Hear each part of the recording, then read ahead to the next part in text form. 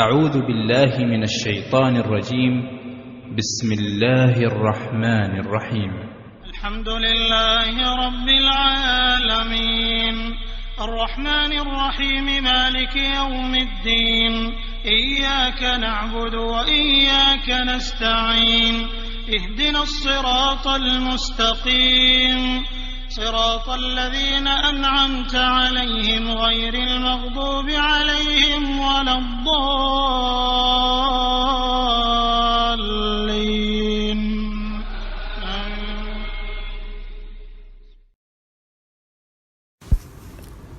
اعوذ باللہ من الشیطان الرجیم. بسم اللہ الرحمن الرحیم. آج ہم دعا کے ٹاپک پر بات کریں گے. رمضان دعا کا مہینہ ہے. دعا اور رمضان کا خصوصی تعلق ہے اور روزے دار کی دعا کی قبولیت کا تو وعدہ ہے. دعا کے میننگ کیا ہے؟ دعا عربی زبان کا لفظ ہے جس کے معنی درخواست کرنا، پکارنا اور مانگنا ہے. دیکھا جائے تو دعا اللہ سے رابطے کا، اللہ سے کنیکشن بنانے کا بہترین، خوبصورت اور آسان ترین ذریعہ ہے.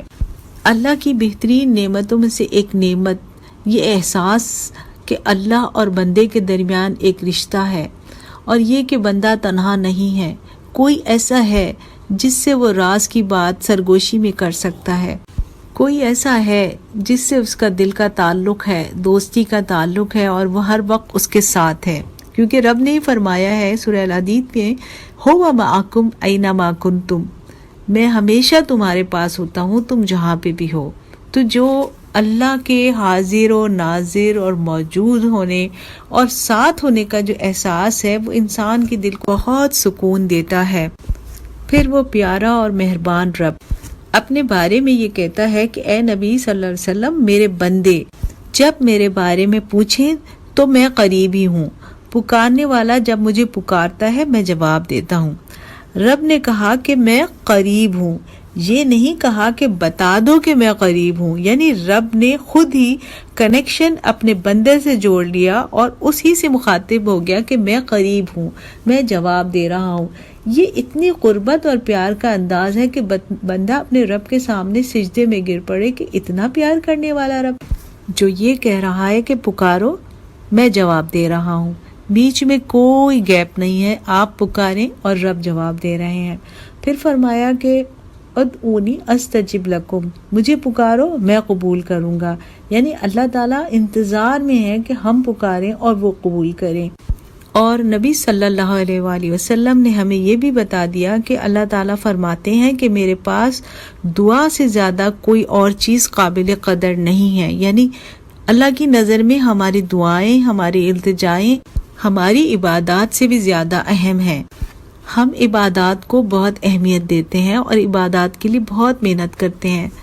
نماز کی عبادت کے لیے ہم رب کے سامنے جھکتے ہیں، روزے کی عبادت کے لیے بھوکے پیاسے رہتے ہیں، دیگر عبادات حج اور عمرہ وغیرہ کے لیے بھی بہت محنت کرتے ہیں.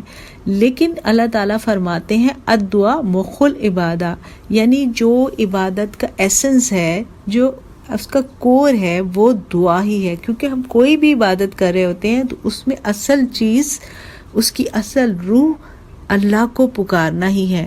نبی پاک صلی اللہ علیہ وسلم نے فرمایا کہ دعا عبادت ہی تو ہے. سورہ غافر میں اللہ تعالیٰ فرماتے ہیں ادعونی استجب لکم ان الذین یستکبرون عن عبادی سیدخلون جہنم، مجھے پکارو میں تمہیں جواب دوں گا، اور جو لوگ تکبر کی وجہ سے میری عبادت سے منہ موڑتے ہیں وہ جہنم میں جائیں گے. یہاں دعا ہی کو عبادت کہا ہے. یعنی ہمارا رب دعا مانگنے سے خوش اور نہ مانگنے سے ناراض ہوتا ہے. وہ ایسا سخی ہے جو دینا چاہتا ہے اور بغیر مانگے بھی دے رہا ہے. لیکن اگر ہم اس سے مانگتے ہیں تو وہ اور خوش ہو کر ہمیں دیتا ہے اور ہم سے راضی ہوتا ہے. احادیث میں یہ بھی بتایا گیا ہے کہ بڑی چیز مانگنی ہو یا چھوٹی چیز، سب اللہ ہی سے مانگو. اور اگر تمہارے جوتے کا تسمہ بھی ٹوٹ جائے تو اللہ سے مانگو. یہ کس صورت میں ہوگا؟ یہ جب ہوگا کہ جب ہمارے دل میں ہر وقت اللہ سے بات چیت جاری رہتی ہوگی اور ہمارا ہر وقت اللہ سے ایسا کنیکشن ہوگا کہ ہم اللہ سے کہیں کہ اے اللہ اب میرا جوتا ٹوٹ گیا ہے، اب آپ ہی دیجئے، کچھ بندوبست کیجئے، مجھے تو فوری ضرورت ہے. یعنی دل ہی دل میں ہر وقت اللہ سے نیگوسیشن ہو رہی ہوتی ہوگی. حدیث قدسی ہے، اللہ تعالیٰ فرماتے ہیں اے میرے بندو، اگر دنیا کے تمام انسان، تمام جن اور سب ایک جگہ کھڑے ہو جائیں اور بیک وقت مجھ سے مانگے اور میں ہر ایک کو اس کی طلب کے مطابق دوں، تو بھی یہ چیز میرے خزانے میں صرف اتنی سی کمی کر سکتی ہے جتنی سوئی کو سمندر میں ڈبو کر باہر نکالنے سے ہوتی ہے۔ یعنی اللہ کے خزانے بے حساب ہیں، ہمارے تصور سے بھی زیادہ ہیں۔ سورہ الحجر میں اللہ تعالیٰ فرماتے ہیں کہ کوئی چیز ایسی نہیں ہے جس کے خزانے ہمارے پاس نہ ہوں۔ دنیا میں کوئی کتنا بھی امیر ہو، بادشاہی کیوں نہ ہو، لیکن اس کی لمٹ ہوتی ہے۔ وہ ہر چیز نہیں دے سکتا، وہ اولاد نہیں دے سکتا، وہ صحت نہیں دے سکتا، وہ تقدیر نہیں بدل سکتا، صرف مال، اور وہ بھی بہت محدود تعداد میں دے سکتا ہے۔ لیکن اللہ تعالیٰ ان لمیٹڈ دینے کا وعدہ کرتے ہیں اور ہر چیز دینے کا وعدہ کرتے ہیں۔ اور پھر اس کے بدلے میں اللہ تعالیٰ کیا چاہتے ہیں؟ اللہ تعالیٰ کوئی بدلہ نہیں چاہتے، وہ صرف ہماری بھلائی کے لیے کہتے ہیں فَلْيَسْتَجِيبُوا لِي وَلْيُؤْمِنُوا بِي لَعَلَّهُمْ يَرْشُدُونَ۔ مجھ سے ناطہ جوڑ لو، مجھ پر ایمان لے آؤ، تم بھی مجھے جواب دو، اور اس طرح کرنے سے تمہیں رشد یعنی ہدایت مل جائے گی، یعنی جنت میں جانے کا راستہ مل جائے گا۔ اللہ تعالیٰ نے یہ وعدہ بھی کیا ہے کہ جو مسلمان بھی کوئی دعا کرتا ہے وہ 3 طریقوں سے قبول ہوتی ہے، یعنی 3 شکلیں ہیں اس کی قبولیت کی۔ یا تو وہی چیز مل جاتی ہے، یا وہ دعا آخرت کے لیے جمع کر لی جاتی ہے، یا انسان پر کوئی مشکل اور پریشانی آنے والی ہو تو وہ اس دعا کے بدلے میں روک دی جاتی ہے۔ ہم بے چین ہوتے ہیں کہ دعا مانگی تھی قبول نہ ہوئی۔ اگر اس حدیث کو یاد رکھیں کہ وہ کسی نہ کسی شکل میں قبول ہو گئی ہوگی تو دل کو اطمینان رہتا ہے اور رب کی رحمت سے مایوسی نہیں ہوتی۔ پھر اللہ رب العالمین نے یہ بھی فرمایا ہے کہ دعا ان مصیبتوں اور بلاؤں کو دور کرنے میں نافع ہے جو نازل ہو گئی ہوں، اور ان کے لیے بھی نافع ہے جو نازل ہونے والی ہوں۔ اور یہ بھی فرما دیا کہ تقدیر کو دعا کے سوا کوئی چیز نہیں ٹال سکتی، بس تم پر لازم ہے کہ اپنے لیے دعائیں کیا کرو۔ احادیث میں یہ بھی بتایا گیا ہے کہ مصیبت کے آنے پر دعا کیا کرتی ہے۔ دعا اور مصیبت کی آپس میں کشمکش ہوتی ہے، آپس میں جھگڑا ہوتا ہے۔ اگر زیادہ پاورفل دعا ہو تو وہ مصیبت کو دور کر دیتی ہے، اگر دعا کمزور ہے، کم ہے، تو مصیبت آ تو جائے گی لیکن اس کی شدت کم ہوگی، یعنی دعا اپنا کام دکھا کے رہتی ہے۔ اب یہ جانیں کہ دعا کا انداز کیا ہو۔ نبی کریم صلی اللہ علیہ وسلم کو 3 بار دعا مانگنا اور 3 بار استغفار کرنا اچھا لگتا تھا۔ یعنی کسی سے کوئی چیز مانگنی ہے تو ذرا اصرار سے، ذرا بار بار تاکید سے مانگی جائے تو اس کو لگتا ہے کہ ہاں واقعی اس کو اس چیز کی ضرورت ہے۔ تو اللہ تعالیٰ کے نبی نے ہمیں یہ طریقہ سکھایا کہ ہم اللہ سے جب مانگیں تو بار بار مانگیں۔ اس کے بعد دوسرا طریقہ یہ قرآن پاک میں بتایا گیا ہے کہ تضرعا و خفیہ، اللہ سے مانگو گڑ گڑاتے ہوئے اور چپکے، یعنی آواز کو ہلکا اور دھیما رکھنا بھی آداب دعا میں سے ہے۔ حضرت ابو موسیٰ رضی اللہ تعالیٰ عنہ روایت کرتے ہیں کہ ایک دفعہ سفر میں لوگوں نے نہایت بلند آواز سے تکبیر پڑھنی شروع کی تو نبی کریم صلی اللہ علیہ وآلہ وسلم نے فرمایا، لوگو اپنے اوپر رحم کرو، تم اسے پکار رہے ہو جو سمیع اور قریب ہے، وہ تو تمہارے ساتھ ہے۔ یعنی اتنا چلا کے دعا مانگنے کی ضرورت نہیں ہے۔ دعا مانگنے کا طریقہ ہمیں نبی کریم صلی اللہ علیہ وسلم نے بھی سکھایا، اور ہمیں سورہ فاتحہ میں بھی سکھایا گیا کہ سب سے پہلے اللہ کی حمد اور ثنا بیان کریں، پھر عاجزی کے ساتھ اپنا مطلب بیان کریں۔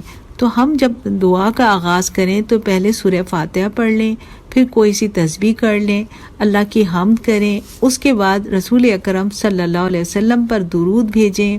یہ تاکید ہے کہ نبی کریم صلی اللہ علیہ وسلم پر درود کے ساتھ جو دعا کی جائے گی وہ قبول ہوگی، اور پھر اس کے بعد ہمارا ذہن اس دعا کے لیے حاضر ہو، ہم اس کی قبولیت کا یقین رکھیں۔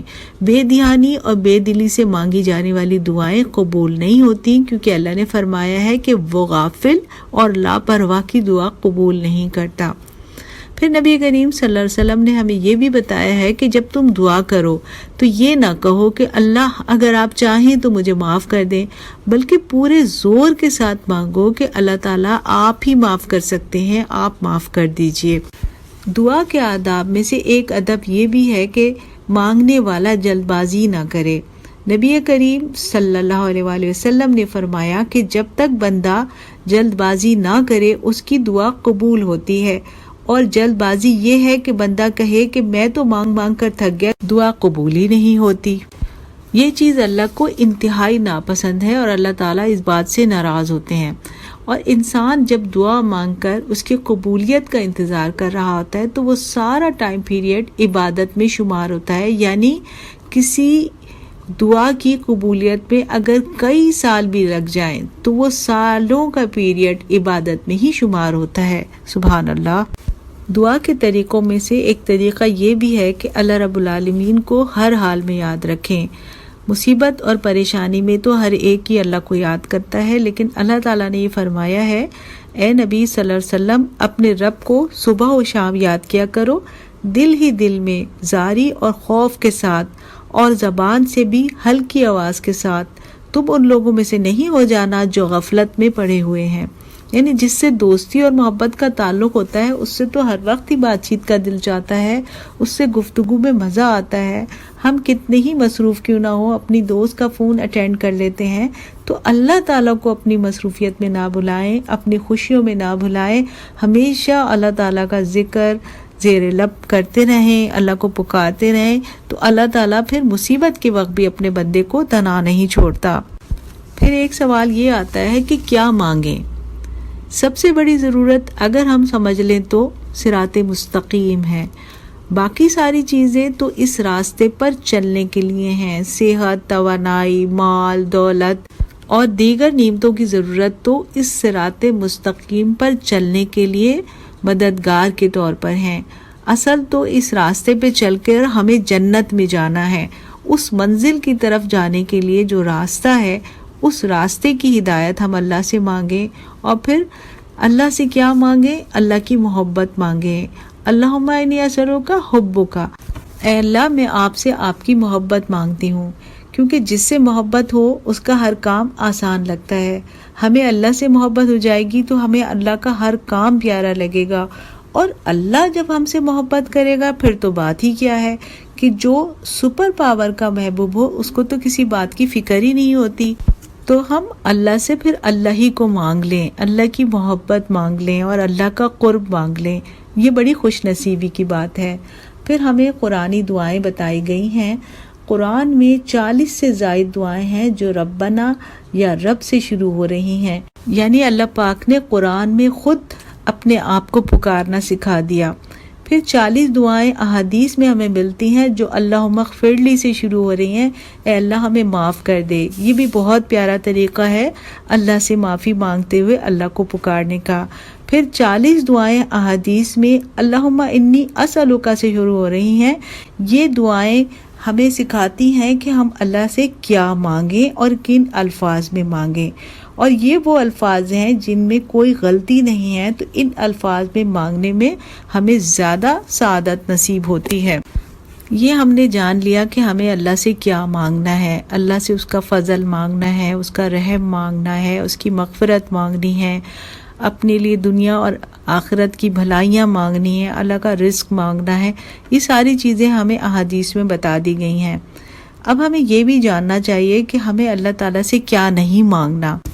اللہ تعالیٰ فرماتے ہیں کہ جب کوئی بندہ مجھ سے دعا مانگتا ہے تو میں قبول کرتا ہوں، بشرطی کہ وہ گناہ نہ مانگے اور کسی کے اوپر ظلم کی دعا نہ مانگے، تو اللہ تعالیٰ ان دعاؤں کو قبول نہیں کرتے۔ گناہ کے کاموں کی دعا مانگنا اپنی بدنصیبی خود مانگنا ہے۔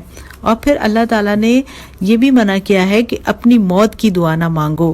زندگی اللہ کی ایک نعمت ہے اور اس نعمت کو اللہ کا شکر کرتے ہوئے استعمال کریں۔ کوئی مصیبت یا پریشانی آئے تو اس کو ٹالنے کی دعا مانگے، نہ کہ اللہ تعالیٰ سے موت کی دعا مانگی جائے۔ یہ اللہ تعالیٰ کو سخت ناپسند ہے۔ ہمیں جب کسی سے کوئی چیز مانگنی ہوتی ہے تو ہم اس کے بہترین موڈ کا انتظار کرتے ہیں کہ جب ان کا موڈ اچھا ہوگا تو ہم ان سے مانگیں گے۔ اللہ تعالیٰ نے یوں تو ہمیں صبح و شام مانگنے کو کہا ہے، دن رات اللہ سے مانگ سکتے ہیں، لیکن ایک وقت ایسا ہے جس کے بارے میں اللہ تعالیٰ نے گارنٹی دی ہے کہ اس وقت جو مانگے گا وہ میں ضرور ہی قبول کروں گا، اور وہ آپ جانتی ہیں کہ تہجد کا وقت ہے۔ رسول اللہ صلی اللہ علیہ وسلم نے فرمایا کہ اللہ تعالیٰ رات کے آخری حصے میں فرماتے ہیں کہ کون ہے جو مجھ سے دعا مانگے اور میں اسے قبول کروں، کون ہے جو مجھ سے بخشش اور مغفرت مانگے تو میں اسے بخش دوں۔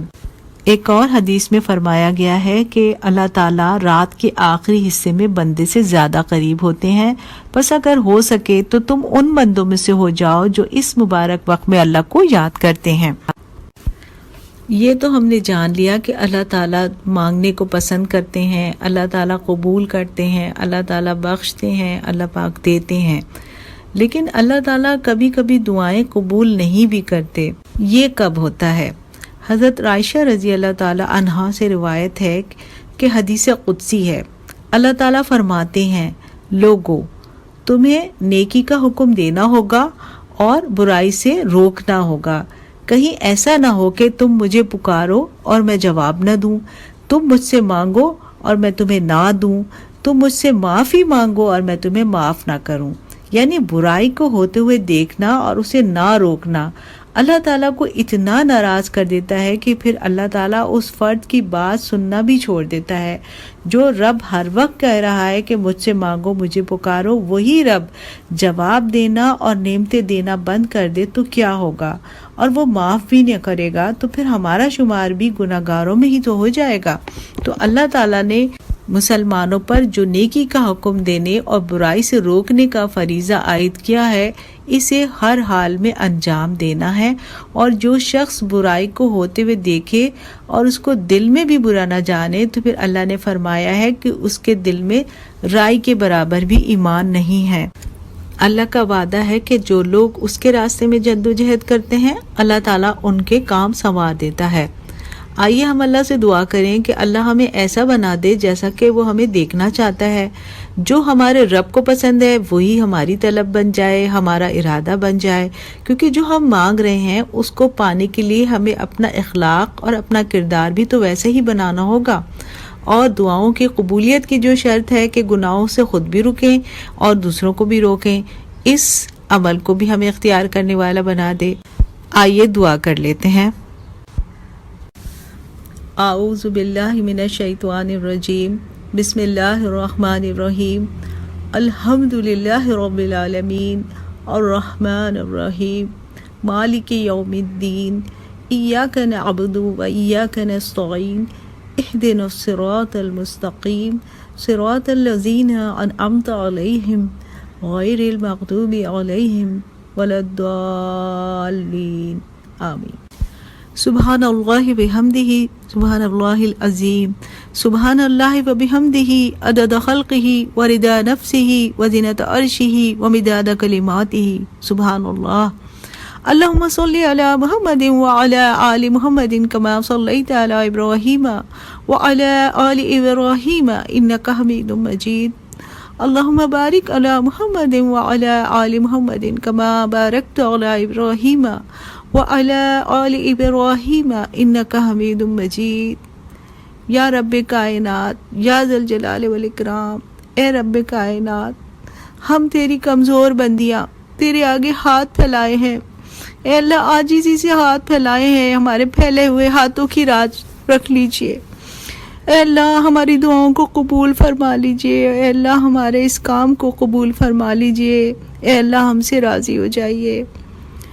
ربنا تقبل منا انك انت السميع العليم، ربنا واجعلنا مسلمين لك ومن ذريتنا امة مسلمة لك وارنا مناسكنا وتب علينا انك انت التواب الرحيم۔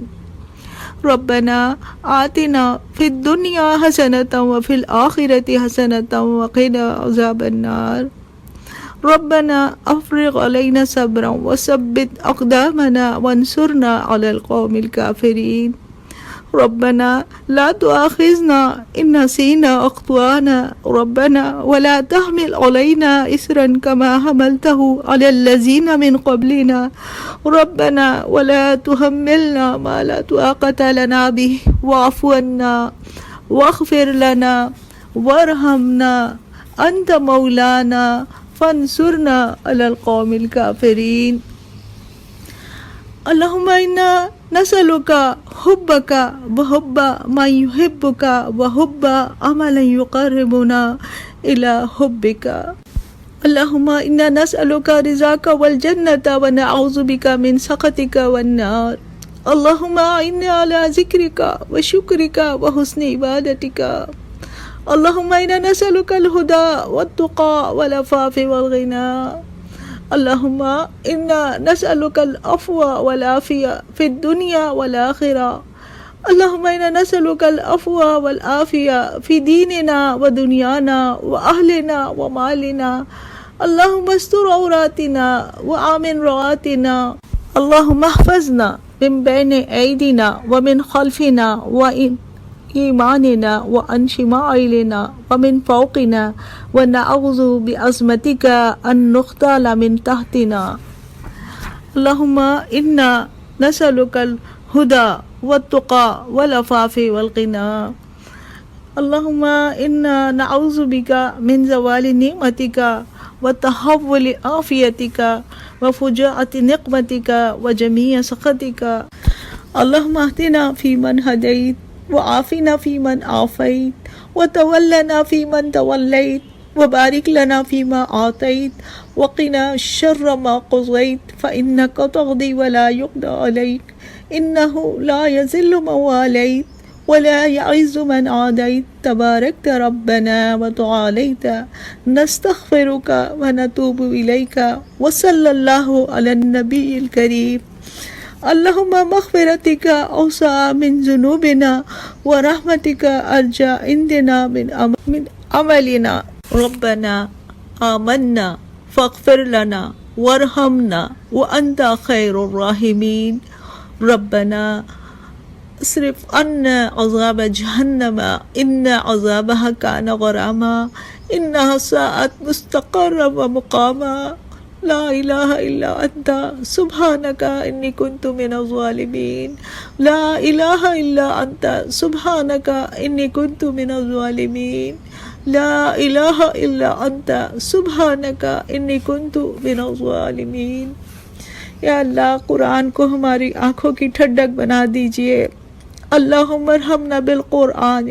واجعلہ لنا اماما ونورا وہدا ورحمتا اللہم ذکرنا منہ ما نسینا وعلمنا منہ ما جہلنا وارزقنا تلاوته آناء الليل وآناء النهار واجعله لنا حجة یا رب العالمین۔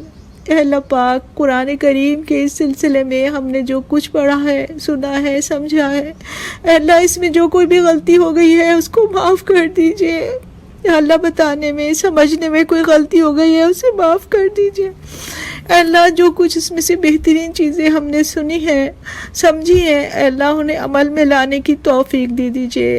اے اللہ قرآن کو قیامت کے دن ہمارے حق میں حجت بنائیے گا، اے اللہ ہمارے خلاف حجت نہیں بنائیے گا۔ اے اللہ قرآن یہ نہ کہے کہ انہوں نے ہمیں چھوڑ دیا تھا، اے اللہ ہمیں قرآن کو پکڑنے والا اور تھامنے والا بنا دیجئے۔ اے اللہ ہم سے راضی ہو جائیے۔ اے اللہ پاک، اس وقت پوری دنیا پہ جو آزمائش آئی ہوئی ہے، اے اللہ پاک اس آزمائش کو دور کر دیجئے۔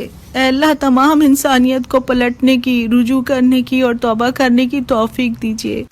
اے اللہ جو منکرین ہیں، جو کافر ہیں، ان کو بھی اس آزمائش کے وقت پہ اپنا بھولا ہوا عہد یاد دلا دیجئے کہ وہ صرف آپ کی بندگی کا وعدہ کر کے اس دنیا میں آئے تھے۔ اے اللہ تمام انسانوں کو ان کا بھولا ہوا سبق یاد دلا دیجئے۔ اے اللہ مومنین کے ایمان میں اضافہ فرمائیے اور ان کو پوری ثابت قدمی کے ساتھ اس آزمائش سے سرخرو کیجئے۔ اے اللہ اس عذاب کو ٹال دیجئے۔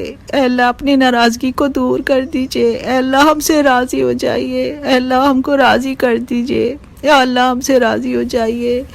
اللہم انت ربنا لا الہ الا انت خلقتنا وانا عبدک وانا علی عہدک ووعدک ما استطعت اعوذ بک من شر ما صنعت ابوء لک بنعمتک علینا وابوء بذنبنا فاغفر لنا فاغفر لنا فاغفر لنا فإنه لا يغفر الذنوب إلا أنت آمین ثم آمین۔ اللہم صلی علی محمد وعلی آل محمد کما صلیت علی ابراہیم وعلی آل ابراہیم انک حمید مجید۔ اللہم بارک علی محمد وعلی آل محمد کما بارکت علی ابراہیم وعلی آل ابراہیم انک حمید مجید۔ ربنا تقبل منا انک انت السمیع العلیم وتب علینا انک انت التواب الرحیم وصلی اللہ تعالی علی خیر خلقہ محمد وآلہ واصحابہ اجمعین برحمتک یا ارحم الراحمین برحمتک یا ارحم الراحمین آمین ثم آمین۔